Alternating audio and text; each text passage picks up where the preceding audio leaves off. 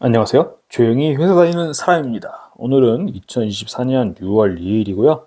5월 달도 끝났죠. 저는 이번 주말에 강원도 원주로 캠핑을 다녀왔고, 캠핑에서 노는 동안 이번 주 영상 어떤 주제로 꾸려볼까 고민을 해봤고, 집에 와가지고 만든 영상입니다.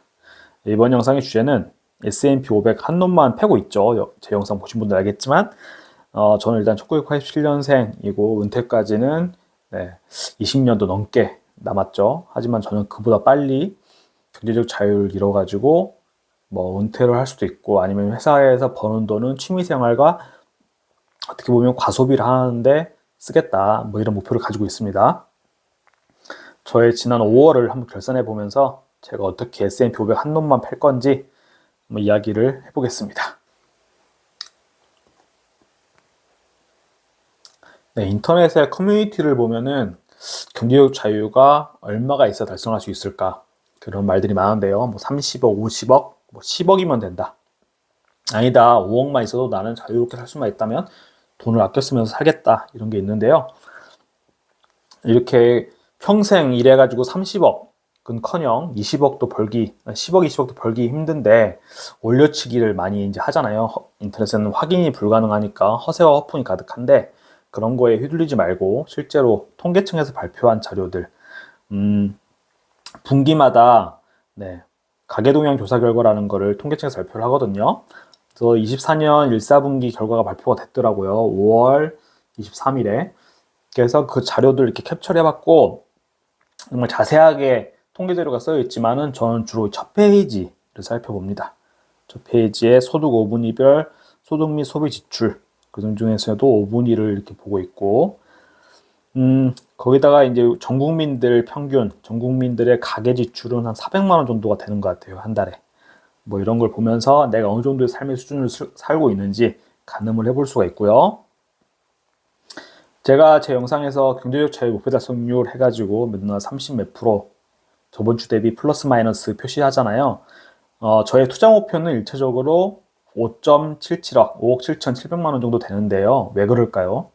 일단 5분위 소비 지출을 기준으로 정했고요. 저의 원칙을 말씀드려보자면은 일단은 5분이라는 거는 총 5분위로 쪼갰을 때, 즉 상위 20% 정도의 삶을 유지할 수 있어야지 경제적 자유를 이루고 은퇴했을 때 삶을 만족하며 살 수 있지 않을까. 네, 왜냐하면 은퇴한 직후부터는 노동소득이 끊기기 때문에 이제 S&P 500이 벌어다 주는 수익금과 배당금으로 살아야 되잖아요. 그러면 생활 수준이 그것보다 더 급격히 올라가기에는 쉽지 않다라고 저는 보여지거든요. 한마디로 그 수준부터는 쭉 머무르는 삶이 될 거예요. 그래서 이왕 머무를 거면은 최대한 올라갈 수 있는 상위 20%까지는 올라가자 생각을 하고 있고요. 그리고 경제적 자유는 오해를 하시면 안 되는 게, 제 기준에서는 반드시 퇴사한다는 걸 의미하는 게 아니고, 경제적 자유 달성한다는 거는 생계를 위해서 생활비 정도는 이제 S&P 500으로 마련이 된다. 의 뜻이 되고요. 그 이후에 직장 생활을 이어가면서 버는 돈은 사실상 생활을 위해서, 필수 생활은 이제 S&P 500이 책임져 주는 거고, 그 위에 버는 돈은 하고 싶은 거 마음껏 하고, 취미생활 같은 거, 말도 안 되는 취미생활들 하고, 여행도 많이 다니고 하는데 쓰게 될 것 같고요. 그러기 위해서 돈을 버는 거죠. 실제 돈을 버는 것 자체가 재밌어지지 않을까 예상을 해보고, 마지막으로 그렇게 해서 저는 낭만적이고 즐거운 여생을 즐기기 위해서 경제적 자유를 달성하려고 한다. 그러니까 돈 버는 것 자체가 내가 반드시 살아가기 위해서 버는 게 아니고 나의 어떤 추가적인 재미있는 삶을 위해서 돈을 번다라는 의미를 부여하고 싶다는 생각이고요. 네, 이런 생각을 하게 되어준 게 네이버 블로그 좀 찾아보시면은 세플이라는 분이 계십니다. 그분께서 경제적 자유 달성하시고 집이랑 다 처분하고 미국 배당주에다가 15억, 18억 정도를 넣으신 다음에 한 1년 정도를 자유롭게 자유인으로 사시다가 충분히 30대 후반 나이셨던 것 같아요. 아내랑 본인이. 그래서 1년 동안 살아보니 이런 생각이 드셨나 봐요. 일하고 더 나은 삶. 그러니까 제가 말씀드린 것처럼 경제적 자유를 이미 달성했지만 추가로 회사 다니면서 일을 해가지고 더 여유롭게 돈을 쓰고 뭔가 자아 실현도 하고 하면서 사는 삶과 일하지 않고 좀 내가 정해놓은 바운더리 안에서만 돈을 쓰고 절제하면서 할 것인지 이런 고민을 하셨다고 해요. 그분께서는 다시 회사로 복귀를 하셨다고 합니다. 왜냐면은 머무르지 않고 내가 일해서 버는 것만큼을 추가로 소비하면서 더 자유롭게 사는 삶을 선택하신 거죠. 저도 이런 삶이 더 재밌지 않을까 생각을 하고요. 왜냐면은 저나 제 와이프나 직장 생활이 그렇게 나쁘지 않은 직업을 가지고 있기 때문이죠. 그래서 어쨌든 한 달에 509만 8천 원 정도가 상위 20%가 한 달에 쓰는 돈이잖아요. 계산을 해보면은 1년에 쓸 돈은 곱하기 12를 하고 이거를 S&P 500 평균 연평균 수익률인 10.12%로 나누면은 5억 7,780만 원 정도가 나오게 됩니다. 이게 제가 달성하고 싶은 목표가 되겠죠. 다른 경제적 자유가 왜 필요할까요? 저는 이제 내가 회사를 다닐 때 목구멍이 포도청이라고 정말 회사에서 안 다니면 내 삶 자체가 유지가 안 되기 때문에 아쉬워가지고 어쩔 수 없이 힘들어도 괴로워 다니는 게 아니고 내가 더 재밌게 살기 위해서 다닌다라는 의미를 부여하고 싶어서 그런 거고요. 그래서 빠르게 경제적 자유를 달성하려면은 제 몸값을 높이는 방법밖에 없다라는 결론이 나왔습니다. 어떻게 생각이 전개가 되었냐면은 제가 26살 때부터 회사에서 돈을 벌기 시작했고 그래서 결혼하기 전 신혼 초기까지만 해도 돈을 최대한 덜 쓰고 빡세게 모으자는 주의였어요. 이것 때문에 아내랑 충돌이 좀 많았죠. 왜냐하면은 돈 모으는데 집중을 하다 보면은 삶 자체가 이제 차도 안 사, 여행도 안 가, 뭐 옷도 안 사, 먹는 것도 싸구려만 골라서 먹게 돼. 이러니까 삶이 무미건조해지는 거죠.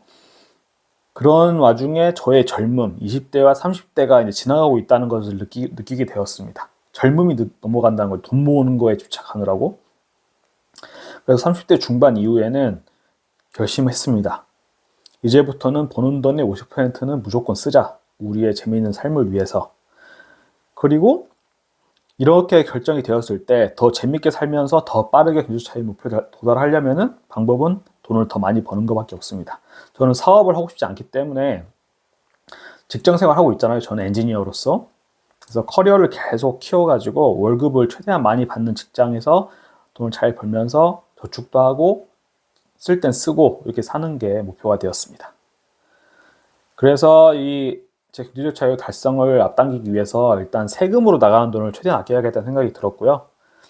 종목은 타이거 미국 S&P 500 일단 이걸로 정했습니다. 그게 아니더라도 나중에 더 좋은 ETF가 나오면 투자하긴 할 건데 종목은 무조건 S&P 500 추종하는 국내 상장 ETF가 될 것 같고요. 저는 그래서 ISA 연금저축 IRP 이 세 개를 돌릴 건데요. 일단 미국 G2는 원래 VO를 키움증권 계좌에서 모으고 있었으나 달러로 환전해 놓은 돈이 이제 한 100만 원 초반대가 남았거든요. VO 기준으로는 한 2주 정도 할 수 있어요. 그래서 그 2주 정도 추가로 사고 나서는 추가로 미국 G2는 아마 안 하게 될 것 같고요.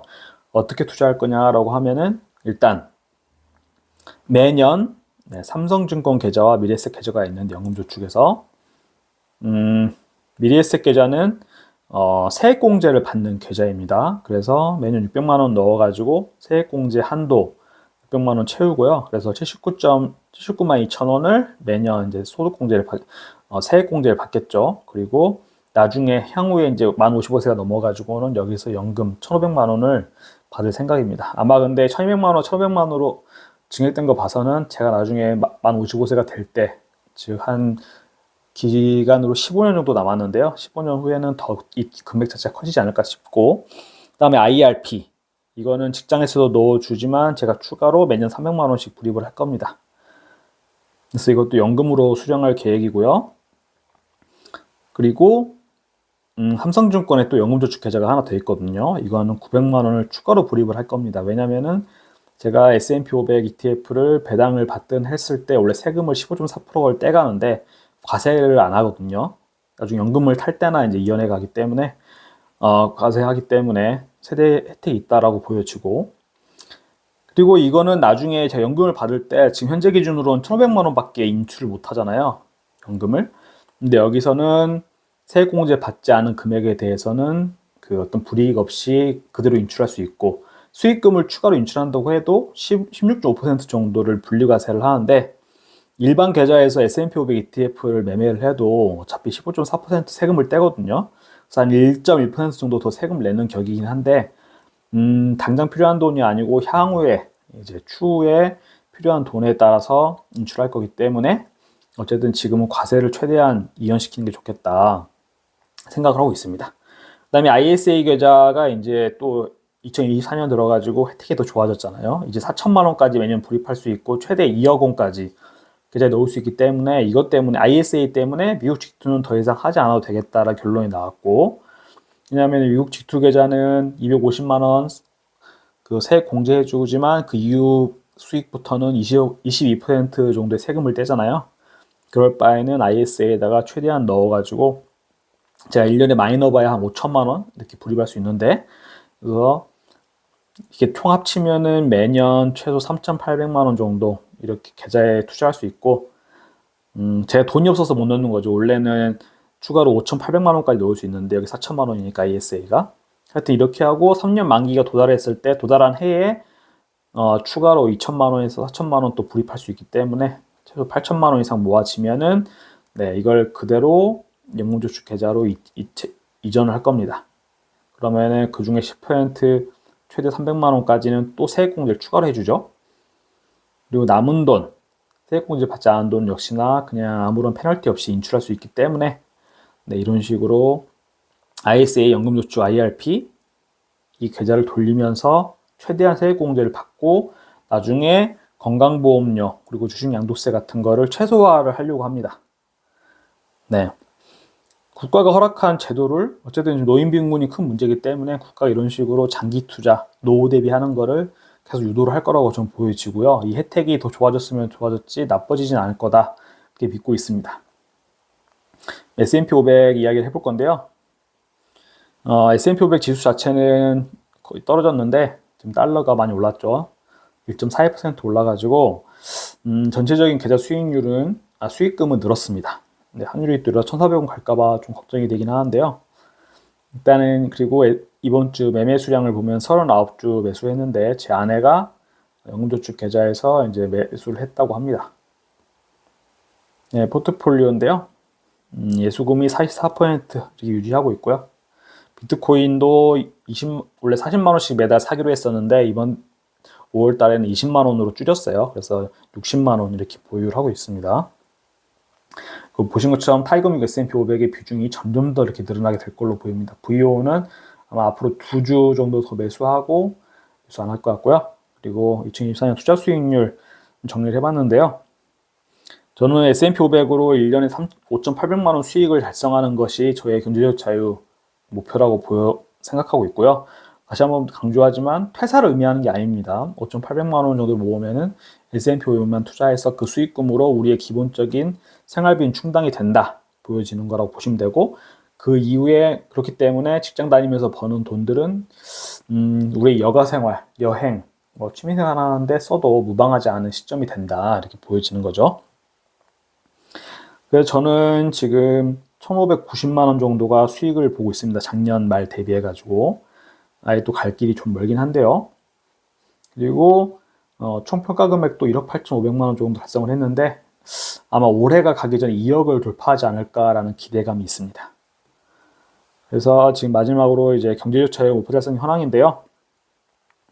총 투자금은 1억 8,570만 원, 그리고 목표 달성률은 32.14%, 저번 주 대비 0.1% 하락한 것처럼 보이지만 이 목표가 S&P 500 연간 연평균 수익률을 최근에 갱신했더니 10.12%로 나왔거든요. 그래서 이거를 적용해 보니까 이렇게 약간 떨어진 걸로 나오는데 뭐 큰 차이는 아니기 때문에 원금 자체가 뭐 평가금이 줄어든 게 아니고 제 목표 수익률이 약간 줄어든 걸로 계산이 되었기 때문에 낮아진 것처럼 보이지만 대세에는 영향이 전혀 없다 말씀드릴 수 있을 것 같고요. 마지막으로 추천하고 싶은 영상이 하나 있어서 말씀을 드리고 싶은데, 제가 예전에 한 2014, 15년에 막 KBS 칼럼 같은 거였어요. 박종훈 기자가 대담한 경제라는 시리즈로 사설을 이제 연재를 했었고, 이때 제가 경제적인 어떤 관념, 학습을 좀 할 수 있는 좋은 그 글들이 많이 써주신 분인데, 책도 내셨죠. 이분이 KBS에서 퇴사하셔가지고 유튜브 채널을 파셨습니다. 박종훈의 지식한방이라는 거고요. 구독자가 계속 늘고 있고 조회수도 되게 잘 나오는 걸 봐가지고는 인기를 끌고 있는 것 같아요. 그분이 오늘 올리신 영상 중에 집값 올리려다가 서울이 소멸된다.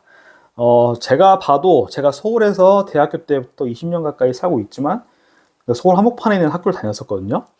근데 서울에 이렇게 몰려 사는 건 좋긴 한데 그 젊은 사람들한테는 좋아요. 즐길 것도 많고 볼거리도 많지만 근데 그걸 가정을 이루고 산다고 했을 때 서울이 과연 좋은 곳이냐 이런 거를 쉽게 잘 풀어가지고 이야기해 주셨고 지금 거의 종교처럼 믿어지는 서울의 아파트는 최후의 보루처럼 지켜줄 거다. 똘똘한 서울의 한 채 등기를 치자 그래가지고 지방에 사시는 분들도 서울의 아파트 투자 목적으로 자꾸 사시려고 하고 가격을 떠받쳐 주잖아요. 그런데 그런 서울도 인구가 줄고 있다고 합니다. 그리고 한국의 퇴직 연령, 주된 일자리, 제가 매번 인용한 자료인데 49세쯤에 주된 일자리, 그냥 가장 높은 소득을 주는 직장에서 물러나잖아요. 그래서 더 이상 이제 서울의 비싼 아파트에 살아야 될 이유도 없어지고 지탱하기 쉽지 않아지니까 서울의 아파트들을 정리하거나 아니면은 원래 전세는 어디서 살고 있었다고 하면은 그걸 포기하고 이제 지방으로 내려가지고 대신 그 자리는 젊은 청년들이 서울로 들어온다. 그래서 인구는 그래서 충당을 해주려고 하지만 결론적으로는 이 젊은 청년들이 서울로 와가지고 직장 생활하고 또 경쟁에 내몰리면서 그리고 주거 불안정성에 내몰리면서 사람이라는 게 그 결혼해가지고 가정을 이루고 애를 낳는 그 주기는 정해져 있잖아요. 보통 원래대로 하면 20대 후반부터 한 40대 초반 때까지가 결혼하고 애를 낳고 해야 될 주기인데 이때 극심한 경쟁에 내몰리면서 출산율은 저하되고 그게 점점 더 사회에 어떠한 문제를 일으킨다. 이런 이야기를 정말 잘 객관적으로 풀어서 이야기해 주시거든요. 그래서 시간 되시는 분들은 이 박종훈 기자의 지식한방 구독해서 영상들 한 번씩 보시길 추천드리면서 오늘 영상 여기서 마치도록 하겠습니다.